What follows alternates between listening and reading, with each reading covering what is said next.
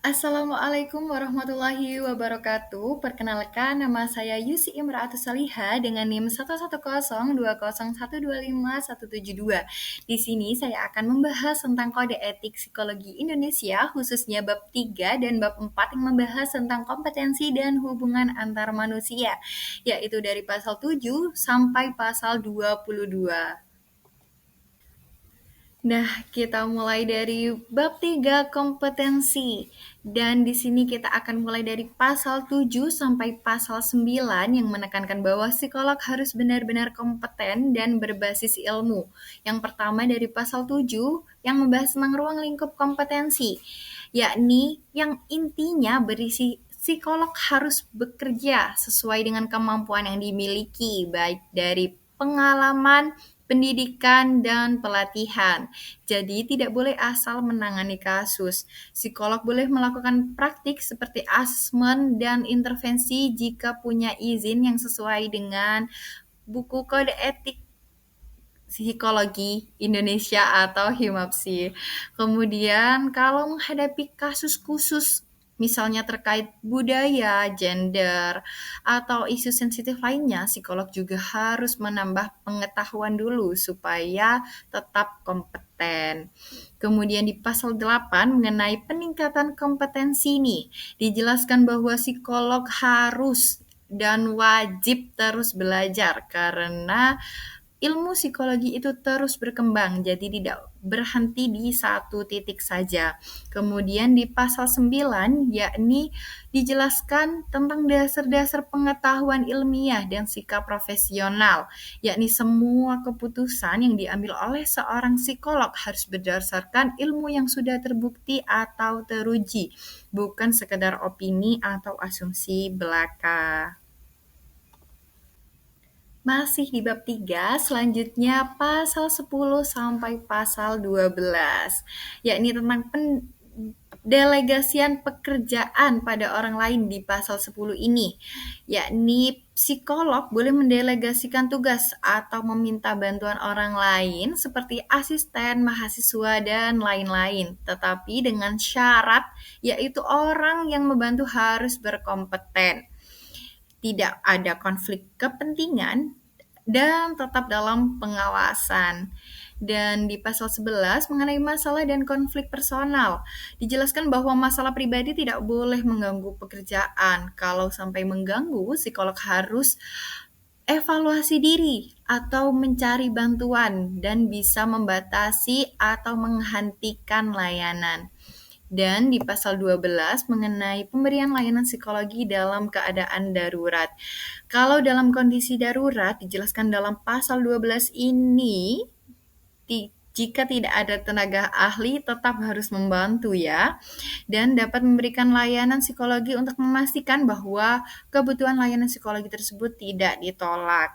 Harus segera cari bantuan psikolog yang lebih kompeten dan setelah darurat layanan dapat dialihkan atau dihentikan. Masuk ke bab 4, yakni hubungan antar manusia. Yakni kita mulai dari pasal 13 sampai pasal 17. Pasal 13 yakni sikap profesional, yang intinya psikolog harus bersikap profesional, tidak memihak dan melindungi klien dari dampak buruk, harus jujur soal resiko layanan yang diberikan. Kemudian pasal 14 yakni tentang pelecehan, yang menegaskan atau ditegaskan di pasal 14 ini bahwa psikolog tidak boleh melakukan pelecehan baik secara seksual maupun merendahkan orang lain dalam bentuk apapun seperti ras, gender, agama, dan lain-lain. Kemudian di pasal 15, penghindaran dampak buruk, yakni seorang psikolog harus berusaha mencegah dampak negatif dan kalau ada resiko harus dijelaskan semuanya kepada klien. Kemudian di pasal 16, yakni hubungan majemuk. Seorang psikolog harus menghindari hubungan ganda, misalnya teman sekaligus klien, karena hal ini dapat merusak objektivitas dan merugikan klien. Kemudian di pasal 17, yakni tentang konflik kepentingan, di mana seorang psikolog harus menghindari konflik kepentingan agar tetap profesional.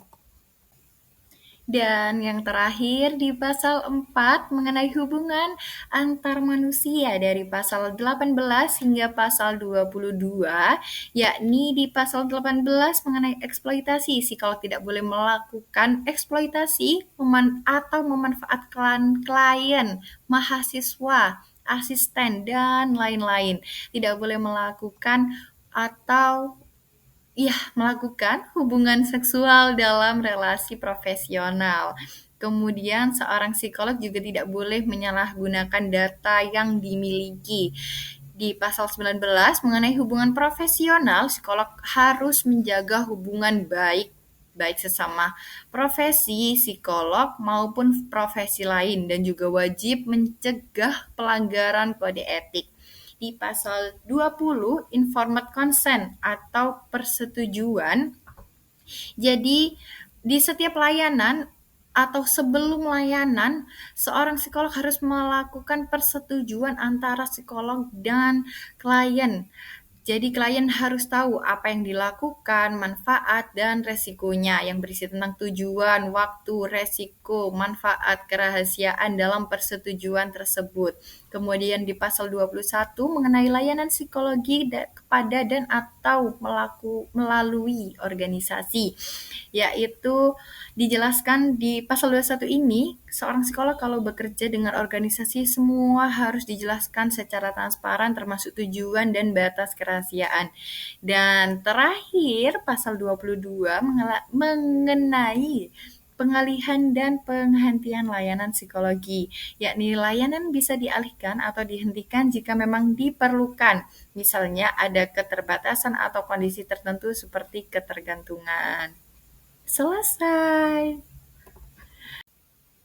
Nah, dari sini dapat disimpulkan bahwa kode etik ini menekankan bahwa psikolog harus kompeten, bertanggung jawab, dan selalu melindungi klien. Karena menjadi seorang psikolog bukan hanya tentang memahami manusia saja, tetapi juga menjaga dengan penuh tanggung jawab dan etika. Sekian yang bisa saya sampaikan, kurang lebihnya saya mohon maaf yang sebesar-besarnya. Terima kasih. Wassalamualaikum warahmatullahi wabarakatuh.